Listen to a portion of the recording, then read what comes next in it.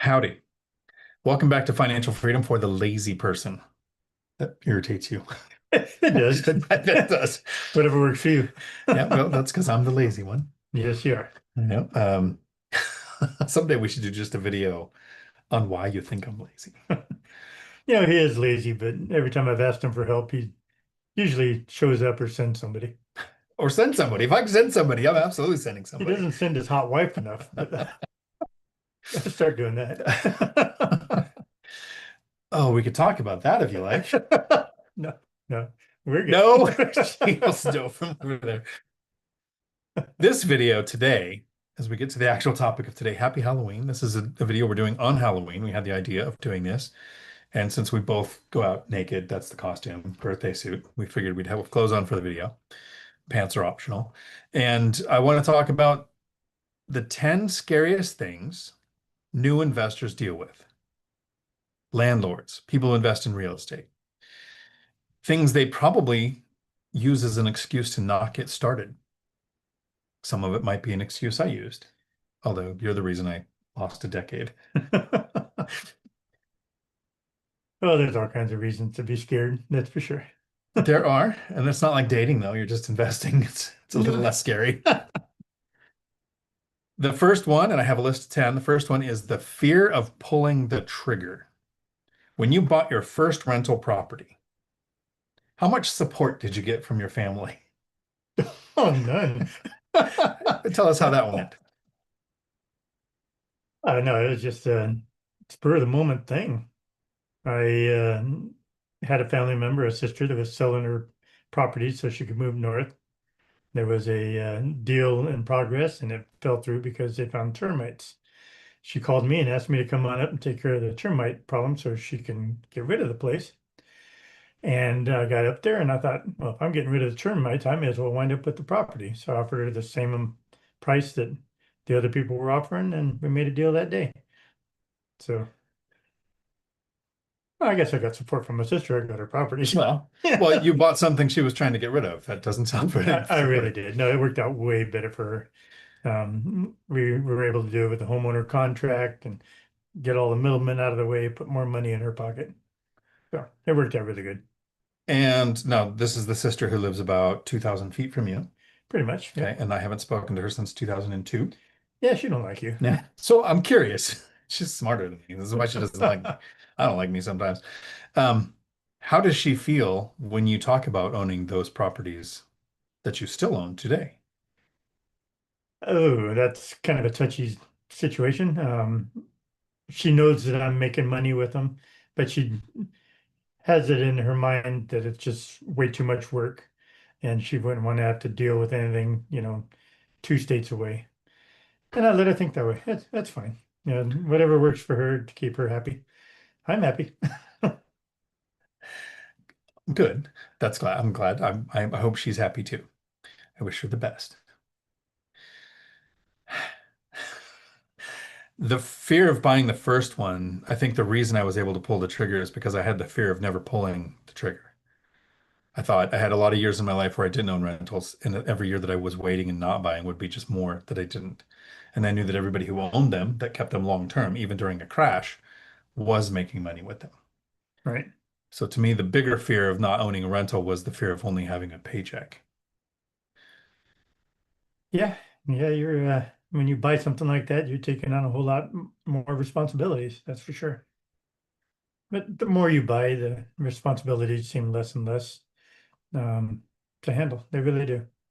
You just take care of the properties a little bit better as you move along, and everything smooths right out. And here's the support that I got from my family. Our brother in California uh, hates capitalists. Right. So you shouldn't own properties. You shouldn't make money off somebody's housing. Our sister in Washington doesn't talk to me. I lost track of Brett and Allie for like 20 years. So out of 13 siblings, you're the person I talk to. And you told me I Lucky was an me. idiot. You told me I was an idiot. You said, don't ever buy anything with a mortgage. Right. Until we talked about what I was paying in the apartment. And if I moved into a duplex, how much I would save. Something clicked. And that day, I don't know if it changed for you, but you said, oh, that actually sounds smart. Hmm. Do you remember that day? I hate to admit that I ever said you were smart. I think But so. it did ring a bell. It does ring a bell. Yes. So that fear is definitely real. But if you don't get over the fear of the first one, you'll never get the 10th. And it was 10 that got you free. Right. Oh. The second biggest fear that most landlords and new investors deal with on a regular basis is the nightmare tenant. Have you had a nightmare tenant? I ran into you. That would be a nightmare tenant. He wasn't the easiest tenant. No. So the guy who lived behind the place when I rented from you, and you used me as a form of house hacking. You bought a property so that a relative could move into it, so you can do owner-occupied purchase. Very smart move. Right. Hey, look at that. I said you were smart. That worked out pretty Gonna good. write that down. Okay. The guy who lived behind us, he wasn't a minister or a preacher. They called him Preacher Jim or Preacher John or something, and he hated that my kids got a goat. So I took my kids and I taught them what you would do to any neighbor that offends you. We went to the back of the garage that faced his house and painted satanic symbols all over it in paint that was probably hard for you to cover when we moved out. It was. It was. That Like neighbor I stopped said, dealing with terrible us. tenant. Terrible tenant. I wish that was a made up story. That was It's the absolute truth. it was the absolute truth. I taught my kids early when somebody offends you, you find out what their weakness is, and that's what you use against them. There we go. Was either that or violence, and they didn't need to know about that part. Yeah, it worked out. He even left me alone after you left. He did. The nightmare tenant is the thing. There's a couple of reasons why we have a strong lease. I think a few times you've rented to people without a lease. I have. Okay. Not smart. Not smart. No, I did it once and it didn't work out great. That's the one who moved out and rented the house to someone else because I didn't have a lease. So that was my Right. fault. I know you don't like that guy, but I'm still friends with him. No, I can't stand him. No, you can't. He also rented from you. I had an example of how we could screw over a Like I landlord put before he did it satanic to me too. signs on his forehead. I look at it. Exactly. I'll hold it down for you. He's my friend, but I understand. Uh, when you think, I don't know if I'd want to own rentals because you could have a nightmare tenant. It's a lot easier to get rid of a nightmare tenant than it is to get rid of a nightmare career or a nightmare boss or working with family. I'll go with it. How much that sucked. How many times did you try to kill me in 3 months? Not enough. Not enough. You weren't successful. So yeah, you can have a bad tenant, but if you have a strong lease, good screening criteria, and you can stick to your lease and understand that the laws are there to protect the tenant and you, right? Laws are there. We can't turn off the utilities. We can't take the doors off the entry to the house. We can't slash their tires or whatever, but they can't stay longer than the courts will allow. And yes, some states and counties are different, but have you been through a start to finish full eviction with the courts? I have. How'd that go? I'll tell you the truth, real smooth for me. It was California rentals 2 different times. And I had an attorney handle it. I pretty much stayed up here. I didn't need to make an appearance. He handled it all. Got all his money back and all my money and place empty and ready. So good attorneys, one way to handle those nightmare tenants. Yeah, there's a lot of things that we'll do ourselves, Yeah, right? I've helped you put roofs on your properties. You do that yourself. You've actually hired somebody finally, but you'll trim the trees around your property. I've seen you've right. fixed things at my properties. But when it comes to the legal thing, we know that's not our specialty. No. Hire a pro. Yeah, I mean, hitmen, they need money too. They need money too. You hire a CPA, right? You're not a tax pro. I'm not a Sure. tax pro. We hire a pro for those kind of things. So for dealing with tenants, have a pro in your back pocket. What I do, and this is an actionable item that you can do. I don't hire somebody for an eviction. So I've never had an eviction. I've owned properties over 10 years now, but Chesla has had 4 evictions on her. I owned properties for years and I said, you should buy a property because I've never had a problem. She bought a property in the first year she owned it. She had 4 evictions. Our friend Dan served once. Did you Yep. serve once? Yes. I did. Okay. So, and then I've served once. So she's had several, but the way it was is you call an attorney and they say, give us 3,000 or 4,000 or $5,000, depending on what their retainer is to do an eviction. And then they start the process. Well, what if your tenant moves out? Maybe you get some of that money back. I take that back. I didn't serve one for your wife. I've served one for myself. So Oh, keep calling her but my yeah. wife. You're going to get me shot in my sleep. Her boyfriends are listening to this. Then she'll be single. Then she'll be saying, she'll be honest. She does think you're the better looking brother. Oh, It's okay. well, she's smart. She's smart. That is the only downside with her. She's smarter. Uh, So instead of paying for an eviction and giving $3,000 to $5,000 to an attorney who might follow through with the entire thing, what I've done is retain the attorney for a few hours. It's like 300, 350, $400 an hour for advice and paperwork.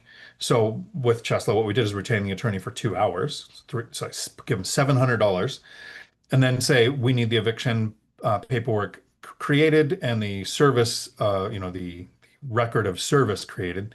So they'll take 15 minutes and make an eviction form. You give them the data. They take 15 minutes off your 2 hours.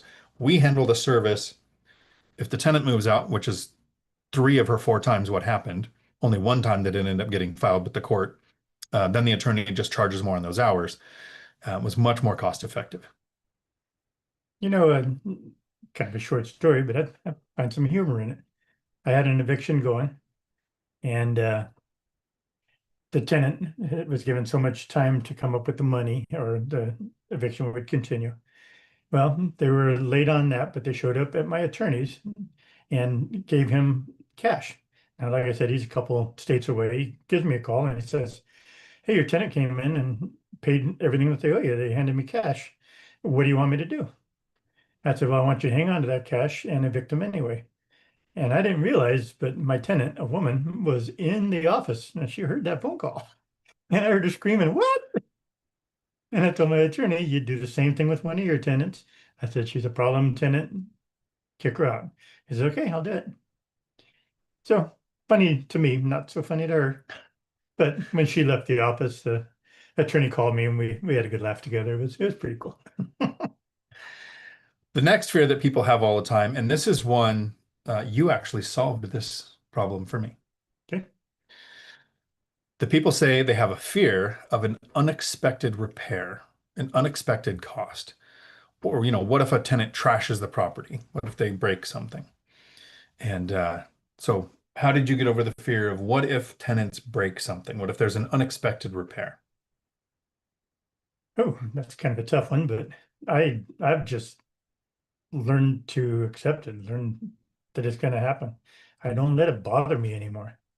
Um, when I go for the final walkthrough, I expect to see damages. When you first start out, you see a place that you fixed up and you put people in and they put a fist through a wall. It hurts, it bothers you. But when you no longer let that trivial stuff bother you, it once again smooths out. I say the word smooths out a lot, but I've been at this a long time and everything seems to be running pretty smooth. I'm sure there's times where it doesn't feel like it is. Like when things break, it tends to be three or four things at the same time. Even our friend Steve came to me one time. He says, "Man, I think I'm going to quit." He's a multimillionaire off of 30 rentals, but it was that in one day there was like five or six things he was dealing with. So he wasn't going to quit. He just said, "It feels like I should that day." Yeah, sure. You go at it and everything, and everybody pulls their hair. He's better at it than I am at that. But anyway, you just learn to deal with it. And what did the nice lady in Thailand say about the hair? We don't need to go Where there. did it go there? Go ahead. I No, got you. it's okay. It's all good. She actually said you should grow a beard and be manly like your brother. It's the best advice you've received. Thailand don't know nothing. It's okay. So there was a time where I was thinking, just like most new investors, well, what if there is an unexpected repair? So there's a few things we can do to mitigate it. First, you have reserves. Two, you buy properties where you know that you're setting aside money from the cash flow for those repairs. But three, it was one day David said to me, well, exactly what you said today. I don't worry about the repairs. I don't worry about damage. It's going to happen. It's part of it. Who cares? It still beats working 50 or 60 hours a week. It still beats having to depend on a paycheck. The tenant's money is going to pay for it after the first couple of years of setting aside money, so it's not even your own money. Very It's true. We really don't have problems as a landlord. What we have is things that take our attention.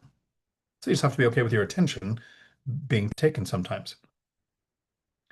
Here's my favorite one. There's actually a bunch of people we call the Crash Bros on the YouTube University here. Hmm.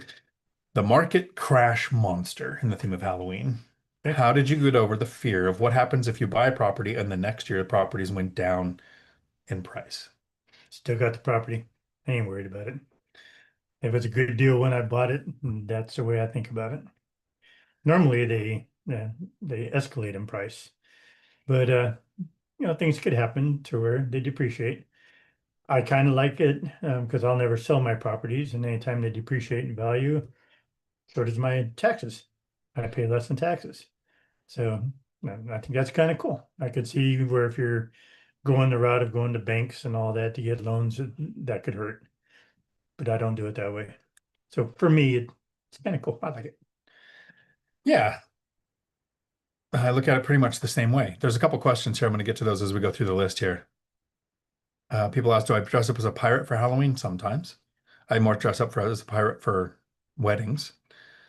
There was somebody that asked if we could do a face swap, which is where the AI would swap our face. I don't think you could handle that. Nah. Yeah. What would it be like if David looked good? Oh. There's somebody that says they share the story. I appreciate that. Um, then Sid asks, this is a different Sid, probably not the one that we know. Okay. I am debating between paying off a single family rental versus buying a sixth property. Math. Loan on single family left is 110,000. We'll get $1,000 a month extra versus down payment. On a duplex, $100,000 closing. Cash is 300 to 400 a month. Well, so I think we would have different answers. I'm not sure.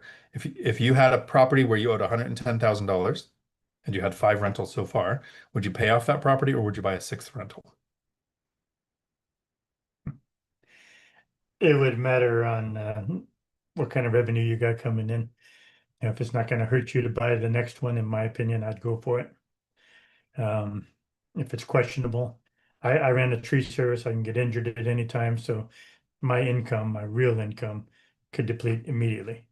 So for me, it was best to just pay them off safely and move on to the next one. But if you got a lot of money that it's coming in guaranteed and you could swing it, why not have a six rental? Paying them off is not as important. And the reason I thought we would have different answers is because you used a home equity line of credit, and usually you would buy a property, pay that off, buy a property, pay it off. But there have been times where you bought a property with your HELOC and bought another one before it was paid off. Oh yeah, definitely. I'm not a fan of paying the properties off. I lost $1 million by paying one off easily. Lost at least $1 million. And I owed $121,000, so not much different than yours. And at the time, I think I had five properties, and I bought the sixth and seventh after paying one off and lost $1 million doing it that way. We work very hard to get into the good debt. That 110,000 that you owe is good debt. It's making more than it costs. Someone else is paying it off. You're using the Cantillon effect to use borrowed money to benefit from getting the cookies first before inflation happens. Inflation is making your debt easier to pay off in the future. See, there's a little more cerebral answers than the person who says, I feel better without debt. Not that that was an insult. It's you're more comfortable that way. I'm more comfortable with that. I wish I had more. I'm actually, the next one I buy, I'm doing 100% leverage. I'm going to use my VA loan for the first time because I don't have enough debt right now. So we look at that very differently. Yes, we do. But the market crash, let me see. We were not there yet. Let me see. SK, what do you recall as the most tense moments during your real estate investing journey? Your divorce. What was the most tense moment in your real estate investing journey? Wow. I don't think I've ever had a tense moment. Oh, you get the occasional tenant that wants to beat you up because they're not getting their way or something like that, and that's kind of comical, but that's not necessarily tense, is it? That's because you don't tell all your tenants how many guns you're carrying in every interaction, no matter what it is, and the pleasant ones because they remember that, and the not pleasant ones. Had one idiot come out one time. I got three houses together in California, and he and his new wife, he wasn't even a tenant, but he had just married the gal that I was renting to. I pulled up, and he came out with a pipe and no shirt on, and he was all covered in tattoos. And I de-escalated it really quickly and told him, kids out here, go put a shirt on, cover them tattoos. And he was trying to be all macho and tough, and he turned around and went and got a shirt on, and I knew this guy's putty. Yeah, They usually are. They're just not used to people talking back exactly. or shooting back, which is the better option. True. Uh, But no, I've never really had what I would consider a tense moment. so, how was your real estate investing through your divorce? Speaking of Well, I tense, still want to kill somebody with that one. even though you're retired over a decade, she's still working. You don't feel True. like that was a better outcome? That's true. No, I lost more than most men achieve, and it was worth it, man. God, it was worth it. A divorce is never the end of a good marriage. A divorce is the end of a bad marriage. So anytime you hear about somebody going through a divorce, make sure you say congratulations. Alex, who we've gone to lunch with, makes a good point here. If you always expect to make repairs, you never get an unexpected repair. There you go. Makes sense. Hi, Jen. Howdy, everybody. Um, my most tense moment, I'm thinking in real estate. I don't know. I would really have to think to make a video on what was my most tense moment. I associate everything with going to Desert Storm and growing up with you as a brother. Somebody was always trying to kill me. You tried to drop trees on me. You guys built a plywood airplane, threw me off the barn twice. You taught me how to shoot a 12 gauge Remington bolt action shotgun when I was 10. I had to do it under the shoulder because it didn't make the shoulder. He's Um, great. so in work, like when I worked at the trucking school and everybody said, I don't know how you handle the stress of all of this stuff's going on. I'm like, nobody's trying to kill me. Nobody's trying to delete me from the search history of life. This is easy. And real estate's been very easy compared to that. So the way I like to put it, and this is what people call a Dionism, if nothing severe occurs to you in your life, whatever occurs to you in your life will seem severe. So use your imagination and think of things that are worse than what's happening. There you go. Uh, there was the question too. Here it goes. Did real estate get too busy to interfere with your W-2? For me, there's a constant undercurrent of real estate activities. No, I specifically bought properties with low tenant turnover. Did your rentals ever interfere with your tree service? No. No, yeah, mine either. I think the people who go for short-term rentals, mid-term rentals, try to do wholesaling or flipping or the Burr method or do a bunch of rehabs that are on a tight time schedule. Like you had a property that was empty for 5 years. You know, Mhm. your job had priority over that It does. rental. Yeah. Right. So there are people who can make an investing strategy that does get in the way. Yeah, when I finally got rid of the tree service, it was just really simple then. All I have is rentals and they're not that hard to handle. Um, True, you just fix them proper when they need fixed and do your best to try to put good tenants in there and treat them good. They treat you good. It's just, I don't know. Oh, here comes that smooth word again. Just smooth right at me. Just yeah, no. No, and I mean, I've done the math now for about 5 years straight, trying to figure out how much time I spend on my portfolio. And there are months where it takes 6 or 7 hours, and there are months where it takes 30 minutes. And if I averaged all of them out, it's about 2 hours a month. 2 hours a month is so much less than uh, any job of any kind of job. Right? So the market crash, you didn't worry about it because you still got the property. I didn't worry about it. I did a video recently where if I got a normal cash on cash return that I've been getting, like making the money that I was, I made more money buying the property and letting the real estate crash twice as bad as a crash that we've ever seen than if I waited and bought later. There is no justification for me to wait for a crash to buy. It's the dumbest thing to do. How about this one? Your loan getting denied. Uh, I wasn't really too concerned about that. I did the home equity line of credit, and once I proved myself, it's just not an issue. Um, with my tree service, the money I was making, I lined up the home equity line of credit while I was showing good profit with the tree service. So they pretty much gave it to me without even thinking about it. How would you have felt if you went to buy something and the bank said, "Oh, we're not going to lend you money"? That bothered me. I'd just go out and get Okay. another tree job and buy it anyway. So you go make money and buy it yourself. Yeah. Yeah. I look at it kind of similarly. There was the joke that Dad always made, um, and with his understanding of money, he always said, "The banks won't lend you money because you need it." That was his favorite joke to tell, I Yeah. think, when it came to people we worked for that were in the money business. Well, I think if the bank won't lend it to you, maybe you need to rethink what you're buying. Like, what are they saying is the reason why they won't lend it to you? Is it because you don't have the reserves, you don't have the debt to income ratio, you don't have the experience, you don't have something to where they're saying no? And then there's other options, seller financing, debt service, DSCR loans to get around that. But I would think, well, how do you fundamentally fix your issues? Me, I moved into an apartment and rented my house out for a couple of years so that I can go to banks. And they said, oh, yeah, we now don't care about your debt to income ratio because the rent on the duplex, we're going to include in that. So I was able to buy that property, even though I wasn't making a lot of money at the time. Huh. So when they say no, ask why and work on fixing the why. Alex says, at what point in your investing, David, because you talked about getting injured, Mhm. was your rentals big enough to where you wouldn't have to worry about making money from trees?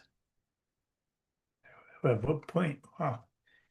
Uh, by the time I had five rentals, I would say I could have retired with that. Um, had I gotten injured, I'd have been just fine. I really enjoyed doing tree services work, so I stuck with it for quite a few years after that, and just increased my portfolio, and it was a smart thing to do. That made surviving the divorce easier, Right. right? It's kind of like you didn't reset to zero, but you reset to like half. I did. Yeah. Uh, Luckily, the luck in my story is I didn't start investing until after the last divorce. That's good. Because when you send your ex to jail, you don't get a new wife. It's weird how they do that. Um, about the contractor from the crypt, scary Halloween version. How many times have you hired somebody to do work on your properties and they disappeared, or they didn't finish the job, or they did a really bad job and you had to just fix it yourself? I've done the majority of the work myself, but I have had bad cases with contractors. One was kind of really weird. I was in California and I did a couple additions on some houses and needed stucco work done, and I don't know anything about stucco, so I hired somebody to stucco these houses. Well, he put a first coat on there, which is a rough coat that you put a color coat on afterwards. So you don't really use paint, it's the color coat that goes on. Well, he got the first coat on there. It was all rough, like a fork had went through it. And then he wanted full payment. And he said that's all he was doing for that price. And I said, well, I'll get somebody else to finish the job, and whatever it doesn't cost me for the new guy is what you'll wind up getting. Well, he went ahead and finished the job, and he was probably the worst contractor I had to deal with. But I wouldn't pay him until the job was done, and that was just plain silly. I don't know what was on his mind, but good business wasn't part of it, I think one of the most common mistakes people make with a contractor is paying them before the job's done. right? And I'm okay paying for materials, sometimes half a labor, depending on the size of the job. Uh, well, I'm not going to name him, but we have a friend that we've played a lot of Texas Hold'em with, who Hmm. was a handyman that did a lot of handyman work for me, and that fell stupid sideways every time. He's the Yeah, one where the tenant called and said, "Hey man, your handyman does great work when he's sober." right. So finding different handyman and working that out and being okay with what you lose is just something like you're going to have an unexpected repair, expect the repairs, they're not unexpected. You're going to have a bad deal with a contractor, expect it. That's Right. why you don't pay before the work is done. Pretty true. I tend to go, okay, so this is a $2,000 job. There's a $500 tip if it's done by this day that you've agreed to. Every day after that, the tip goes away $100. You'll get your 2,000 if it takes you longer, I understand, but the tip goes away based on me wanting to get it done sooner. That's smart. That down. It's two times. You see that? That one's locked in, man. Okay. All right. Is this the brother that's the streaker? Yes, this is the brother that's the streaker. So, Who would remember that? well, apparently, um, Kyle Dorn, who I Okay. just did some videos with, who is retired in his 30s with rentals, and lives on a very frugal life, but has good rental income. Good job. Yeah, congratulations, Kyle. Uh, when we lived on 60th Street, we moved into a house and just lived there and fixed it up, but we didn't have a shower. So we made an outdoor shower. Hmm. Now I'm like 6, so you made an outdoor shower. I held stuff. Right. But it was a lot of fun when your teenage brother goes to take a shower and you just take all his clothes because he's outside showering. Oh, well. The streaker. The eviction, we talked about that. The empty unit. What happens if you had one for 5 years that was empty? That didn't seem to stress you out too much. No. My longest v- empty unit between payments is 4 days. So I would be stressed out if I had to empty. And I talked to my friend Matt, the lumberjack landlord, who's got over 150 units. He usually has like 5 to 10 empty all the time because there's so many that are doing rollover. Right. At that level of income, you're okay with it. When I only have 17 rental units, I'm living in the 18th. One empty is a recognizable percentage of your income. So I focus. Our friend who you've met, Frank and Cynthia. Frank came up here, helped with the Mhm. bathroom tile, taught me how to tile. We tiled your bathroom after that. Um, Frank was such a good teacher. We did it once And then we were able to tile your bathroom based on what I learned from Frank in one Right. time. That was really cool. But they had a period where they had an empty unit for 3 or 4 months, and the property manager in another state was handling it. I would have been in like jail for what I did if I had a property manager do that to me. So different tolerances for that. So the first fear starts with, what if I have an empty unit? That's never the fear that I would be worried about. What I would be worried about is, how much lower might I have to lower the rent to get a tenant? Because there is a lowered amount of rent that would absolutely get a tenant in there. And so maybe you don't make as much if you have to lower the rent, but it's not, I wouldn't leave a unit vacant. Uh, and this is my favorite one because I know you have no fear of this whatsoever. Oh, great. When you start investing, there are people who don't start investing because they have a fear of looking stupid. Oh, did you just say that to me? All right.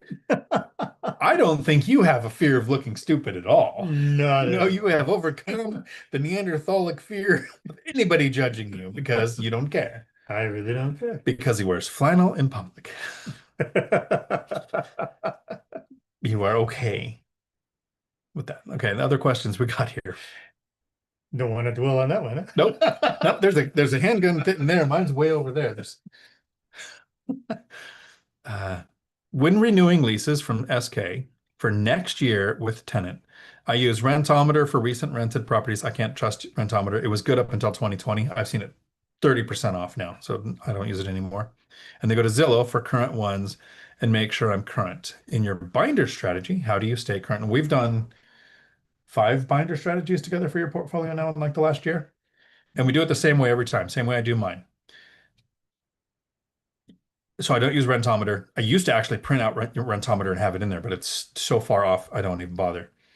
What is housing authority paying for your area? So you look up Section 8. What is basic allowance for housing? What is the military when they're paying, if the government's open, paying for housing in your area? And then if you said you use Zillow to see what's current, I would call that a snapshot.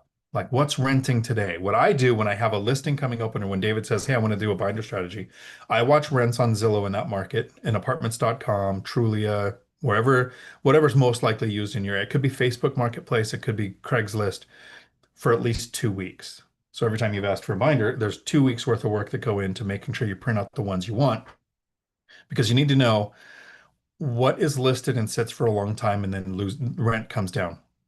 What is listed goes away and comes back $500 more because they got too much demand. What goes really quick. So you take at least a 2 week window to do your rent box study, to take a phrase from the lumberjack landlord. But that rent box means currently, what are these type of units renting for? And it fluctuates time of year. Every freaking idiot and moron, I can't think of stronger words without cussing, in this month, every single year for the last 10 years has said rents are coming down, home prices are coming down. It's the end of the world because they're freaking idiots. Hmm. It's October. Rents come down in October. Prices come down in October. It's called seasonality. It's every year. There's more layoffs in October every year. So everybody screaming end of the world right now is a dingus. Right. Uh, Sorry to get sidetracked there.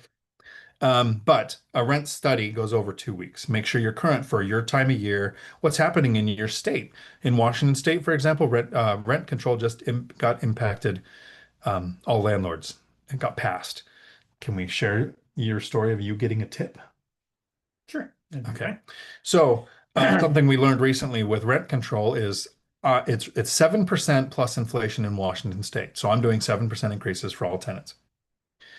But if you're buying a property in Washington State right now, you need to understand how much rents are going up.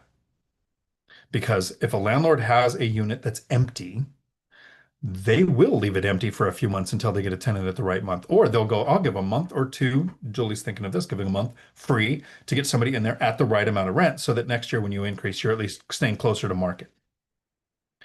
So David invests not entirely, but primarily in mobile homes. So Sure.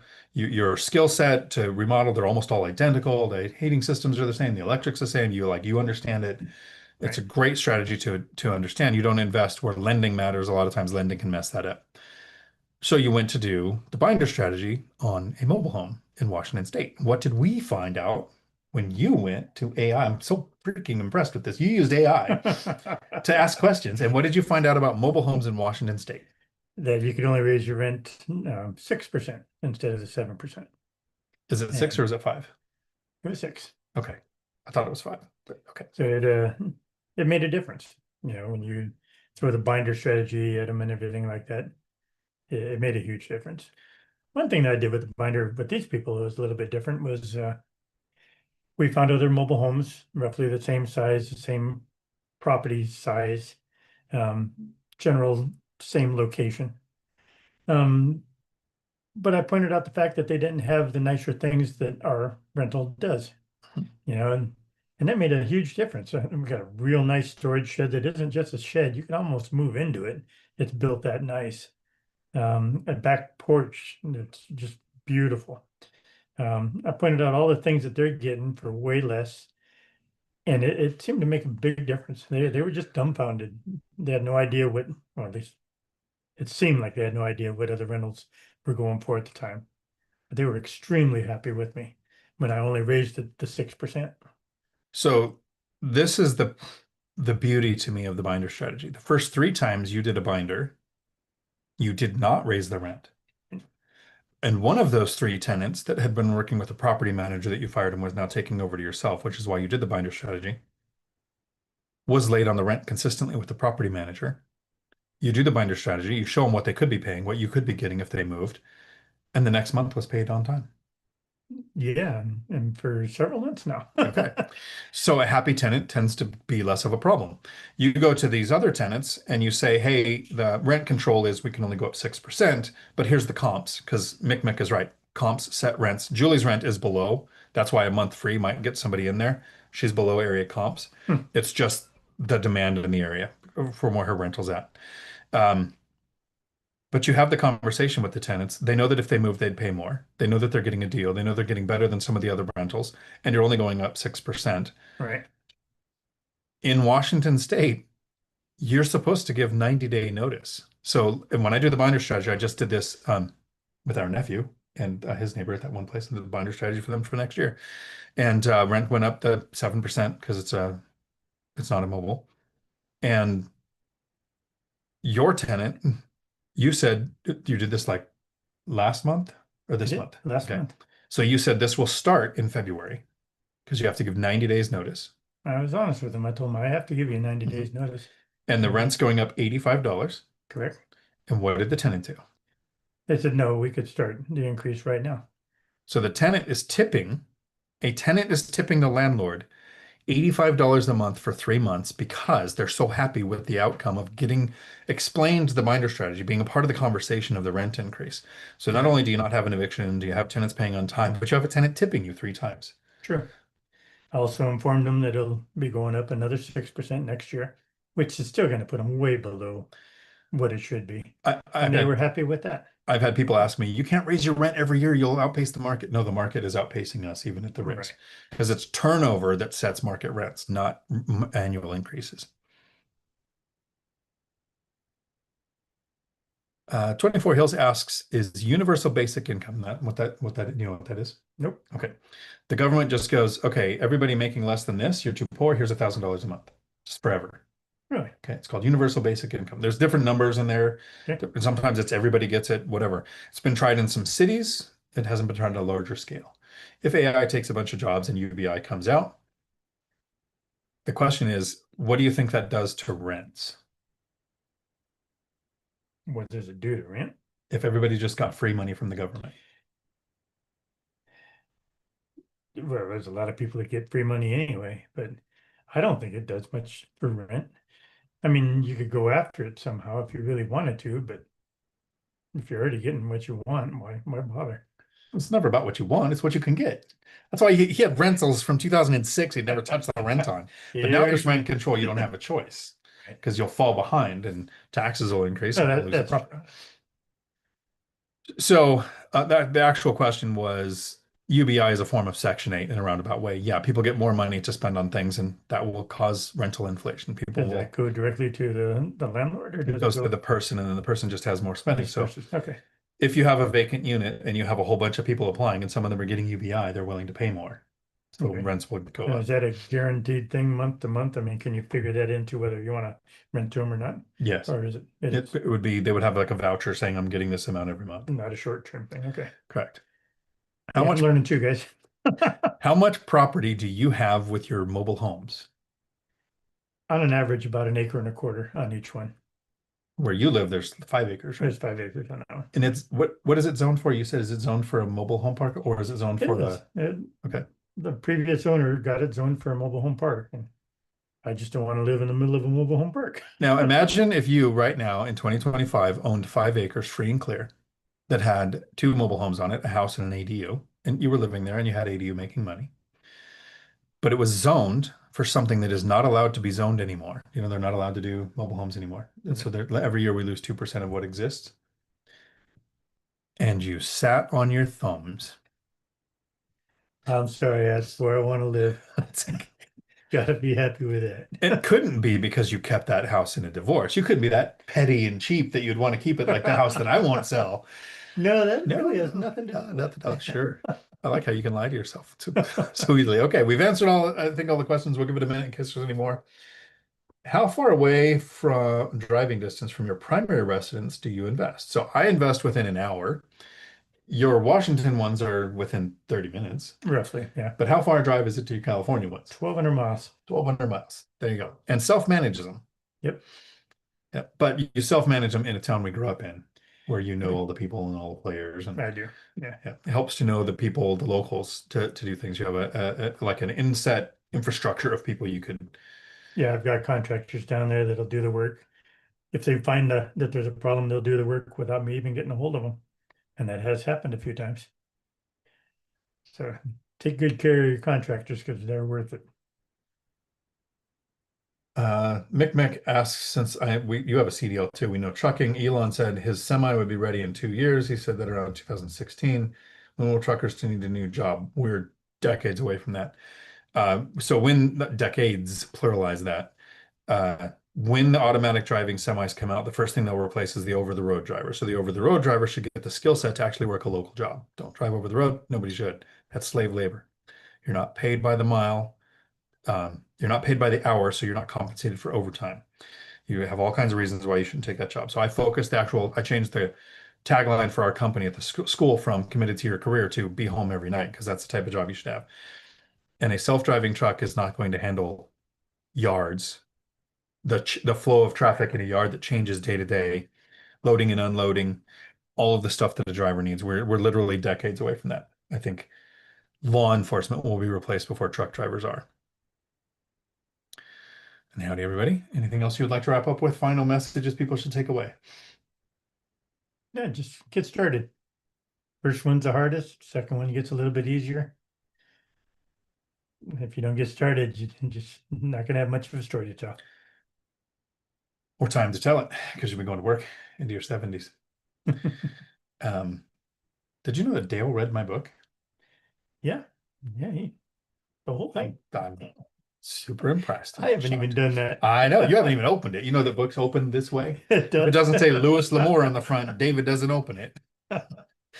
Everybody have a Halloween full of amazing. Be safe out there. And remember, every teenager at your door getting candy could have been out causing trouble. Give them the freaking candy. Let them be kids one last time. Ciao. Fair enough.